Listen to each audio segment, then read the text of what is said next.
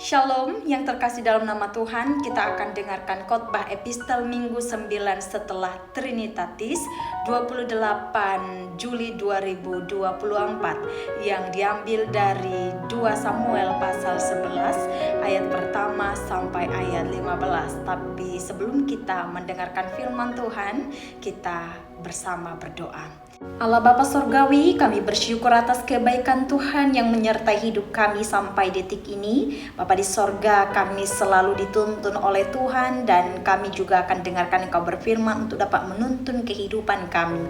Maka berfirmanlah di antara kami, dalam nama Yesus kami sambut firman-Mu. Amin. Kita akan baca firman Tuhan dari 2 Samuel pasal 11 ayat pertama sampai ayat 15. Demikian firman Tuhan. Pada pergantian tahun, pada waktu raja-raja biasanya maju berperang, maka Daud menyuruh Yoab maju beserta orang-orangnya dan seluruh orang Israel. Mereka memusnahkan Bani Amon dan mengepung kota Raba, sedang Daud sendiri tinggal di Yerusalem. Sekali peristiwa pada waktu petang, ketika Daud bangun dari tempat pembaringannya, lalu berjalan-jalan di atas sotoh istana, tampak kepadanya dari atas sotoh itu seorang perempuan yang sedang mandi. Perempuan itu sangat elok rupanya. Lalu Daud menyuruh orang bertanya tentang perempuan itu, dan orang berkata, itu adalah Betseba binti Eliam, istri Uria orang Het itu. Sesudah itu Daud menyuruh orang mengambil dia. Perempuan itu datang kepadanya, lalu Daud tidur dengan dia. Perempuan itu baru selesai membersihkan diri dari kenajisannya. Kemudian pulanglah perempuan itu ke rumahnya. Lalu mengandunglah perempuan itu, dan disuruhnya orang memberitahukan kepada Daud demikian, aku mengandung. Lalu Daud menyuruh orang kepada Yoab mengatakan, suruhlah Uria orang Het itu datang kepadaku. Maka Yoab menyuruh Uria menghadap Daud. Ketika Uria masuk menghadap dia, bertanyalah Daud tentang keadaan Yoab dan tentara dan keadaan perang. Kemudian berkatalah Daud kepada Uria, pergilah ke rumahmu dan basuhlah kakimu. Ketika Uria keluar dari istana, maka orang menyusul dia dengan membawa hadiah raja. Tetapi Uria membaringkan diri di depan pintu istana bersama-sama hamba tuannya dan tidak pergi ke rumahnya. Diberitahukan kepada Daud demikian, Uria tidak pergi ke rumahnya. Lalu berkatalah Daud kepada Uria, bukankah engkau baru pulang dari perjalanan? Mengapa engkau tidak pergi ke rumahmu? Tetapi Uria berkata kepada Daud, tabut serta orang Israel dan orang Yehuda diam dalam pondok. Juga tuanku Yoab dan hamba-hamba tuanku sendiri berkemah di padang. Masakan aku pulang ke rumahku untuk makan, minum, dan tidur dengan istriku? Demi hidupmu dan demi nyawamu, aku takkan melakukan hal itu. Kata Daud kepada Uria, tinggallah hari ini di sini. Besok aku akan melepas engkau pergi. Jadi Uria tinggal di Yerusalem. Pada hari itu, keesokan harinya, Daud mengambil dia untuk makan dan minum dengan dia. Dan Daud membuatnya mabuk.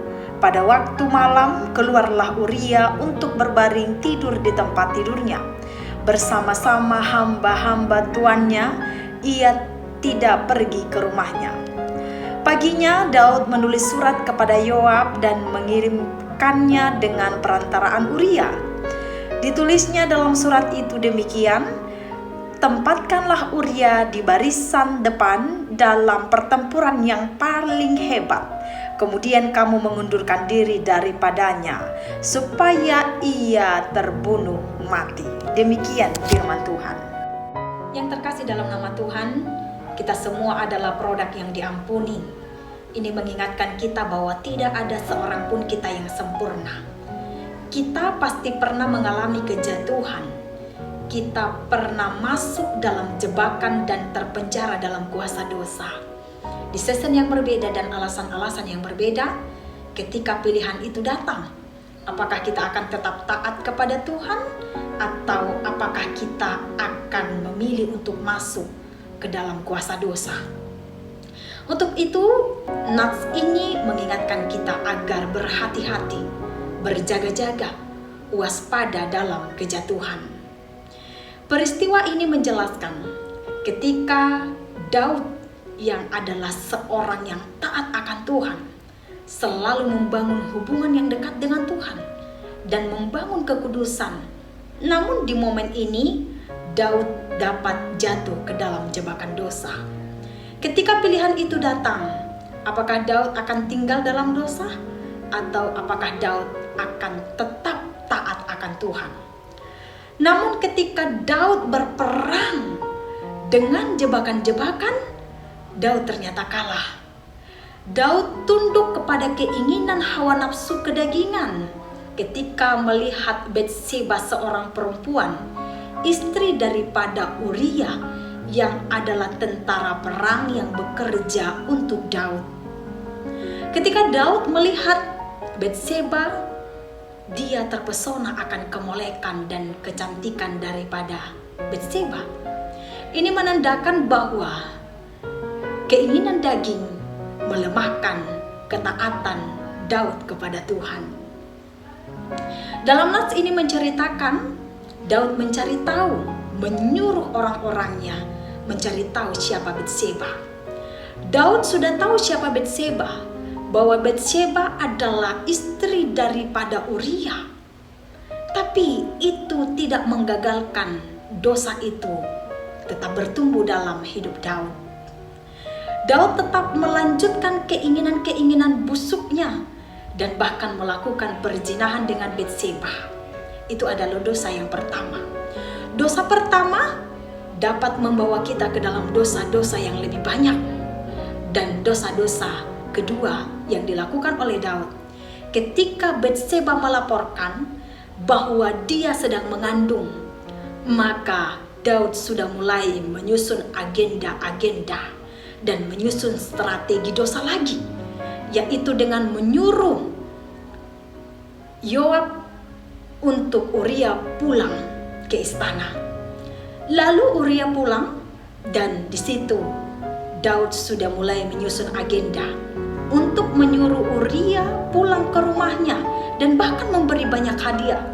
Tapi ternyata Uria dengan segala kegigihannya dan kesetiaannya kepada Daud, dia tidak pulang. Daud menyuruh Uria untuk pulang dan tidur dengan istri, dengan maksud anak yang dikandung Batseba dapat dikatakan anak Uria. Namun rencana Daud itu gagal ketika Uria memilih tinggal tetap di istana. Di ayat 11 dikatakan Uria berkata bahwa ia melihat orang Israel, orang Yehuda tinggal dalam kemah. Yoab dan hamba-hamba Tuanku tinggal di pondok. Masakan aku pulang ke rumahku, makan, minum, serta tidur dengan istriku? Demi hidupmu, demi nyawamu, aku takkan melakukan itu. Luar biasa kesetiaan daripada Uria. Namun dalam kesetiaannya ia ditusuk dari belakang. Ini sering terjadi dalam realita kehidupan kita. Kita sering ditusuk dari belakang oleh orang-orang yang mungkin kita berjuang mati-matian membela dia. Ketika kita ditusuk dari belakang, yang membuat kita kaget adalah siapa yang pegang pisaunya. Apakah yang pegang pisaunya orang-orang terdekat? Apakah yang pegang pisaunya orang yang begitu kita cintai, yang kita berjuang mati-matian untuk dia? Itu sering terjadi. Dan ini terjadi kepada Uria. Daud menusuk dia dari belakang. Uria yang bekerja untuk Daud sebagai tentara peperangan ternyata tidak menjamin keselamatan daripada Uria. Strategi yang kedua adalah ketika Uria bermalam di istana Daud membuatnya mabuk.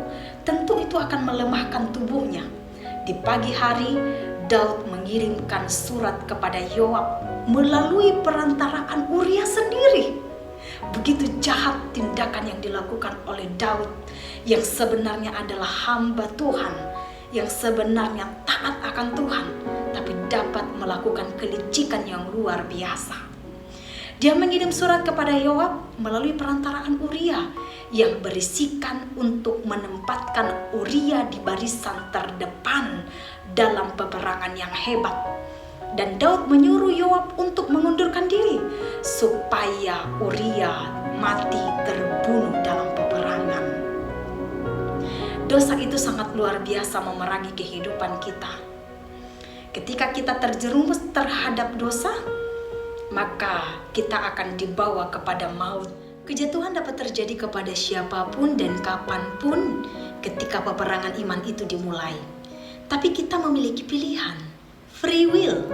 Apakah kita memilih untuk terhindar dari hati yang jahat, atau malah kita memilih untuk terluput di dalam dosa dan peperangan dosa yang menyerang kita? Nah, tidak tiba-tiba orang menjadi jahat. Tidak tiba-tiba orang menyusun agenda-agenda kejahatan. Tapi yang membuat kita menjadi jahat ketika kita membuka celah, membuka pintu untuk terima peperangan dosa itu menyerang kita. Padahal kita perlu sadar bahwa ada bagian kita, ada part kita untuk memutuskan dan mampu menolong kita untuk terhindar dari hal-hal yang jahat yang mengandung dosa dan yang mampu membunuh kehidupan rohani kita. Kita bisa lihat dalam Kejadian 3 kenapa pembunuhan pertama dapat terjadi. Ketika Kain cemburu, ketika Kain kecewa, ketika Kain marah karena Tuhan mengindahkan persembahan daripada Habel. Dan persembahan daripada Kain tidak diindahkan oleh Tuhan. Padahal ada alasan-alasan Tuhan melihat hati daripada Habel. Namun kekecewaan itu membuka celah pintu bagi dosa masuk kepada kita. Itu yang terjadi pada Kain. Sehingga dia menyusun agenda-agenda kejahatan dan melakukan pembunuhan kepada Habel. Ini pun terjadi kepada Daud. Ketika ia membuka hatinya, dosa itu masuk. Ketika ia mulai menuruti hawa nafsunya melihat Betsaibah, maka ia menyusun agenda-agenda kejahatan. Dan Tuhan berkata kepada Kain bahwa dosa itu mengintip di depan pintu. Tetapi kita yang mampu pegang kendali, kita berkuasa atasnya. Tuhan berkata kamu harus berkuasa atasnya. Jadi ada kuasa kita, ada part kita. Apakah kita akan pegang kendali? Apakah kita akan terjerat? Atau apakah kita akan terhindar? Kita yang menentukan dan memutuskan. Jadi anak-anak Tuhan adalah anak-anak raja. Alkitab mencatat bahwa iblis selalu seperti singa yang mengaum-ngaum untuk mencari mangsanya. Iblis tidak akan takut ketika kita kaya. Iblis tidak akan takut ketika kita senang. Tapi iblis akan takut ketika kita bangun koneksi yang dekat dengan Tuhan, yang dapat membantu kita terhindar dari hal-hal yang jahat yang mengandung dosa. Nah, ketika kita berdoa, when you pray, itu yang dapat menolong kita mengalahkan kuasa-kuasa dosa dalam hidup kita. Maka jadilah anak-anak raja. Sering sekali yang melatar belakangi kita jatuh ke dalam dosa adalah ketika kita kecewa. Sama seperti Kain, ketika kita menuruti hawa nafsu mungkin, ketika kita marah, banyak hal yang membuat kita terjatuh. Dan itu dapat dipakai oleh iblis untuk melemahkan, melumpuhkan iman kita. Nah, banyak anak-anak Tuhan yang mulanya melayani Tuhan sangat-sangat setia, tapi akhirnya lemah dan tidak mau melayani lagi karena kecewa. Banyak mungkin di antara kita yang mendesak kehidupan dan sehingga kita memilih untuk mencari jalan yang tidak benar. Itu pilihan. Tapi yang pasti perlu kita tahu bahwa dalam Yesaya 41 ayat 10 berkata, "Janganlah takut karena aku menyertaimu, jangan cemas karena aku adalah Tuhanmu.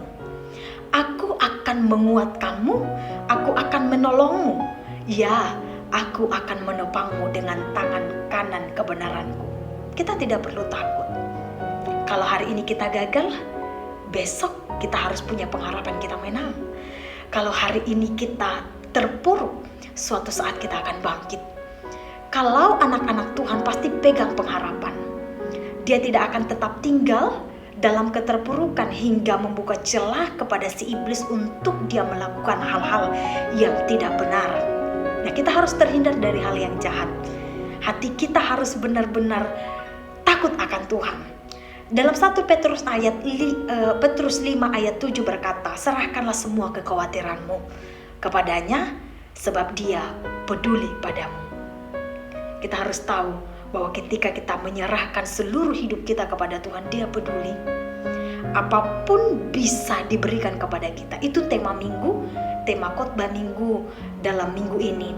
Yesus berkuasa memenuhi kebutuhan kita. Maka kita tidak perlu terlalu terobsesi dan mengejar pengakuan-pengakuan daripada dunia yang membuat kita membuka pintu celah dosa. Kadangkala yang membuat kita menjadi jahat adalah ketika kita membuka pintu. Kita terlalu terobsesi mungkin dengan orang-orang hebat, orang-orang kaya, dan selalu pengen diakui. Dan jadi kita mengambil jalan yang tidak benar. Jadi anak-anak Tuhan adalah anak-anak raja yang dapat memutuskan dan berkuasa menaklukkan kuasa dosa. Kita tidak boleh jatuh ke dalam dosa. Demikian firman Tuhan. Amin. Kita berdoa. Terima kasih Bapa Surgawi atas firman-Mu yang menguatkan kami bahwa Tuhan yang memelihara kehidupan kami. Maka kami dapat menaklukkan kuasa dosa yang menggorogoti dan memerangi kami. Kami mampu menaklukkannya dengan darah Yesus yang hidup. Terima kasih Tuhan, kami serahkan hidup kami ke dalam tangan-Mu.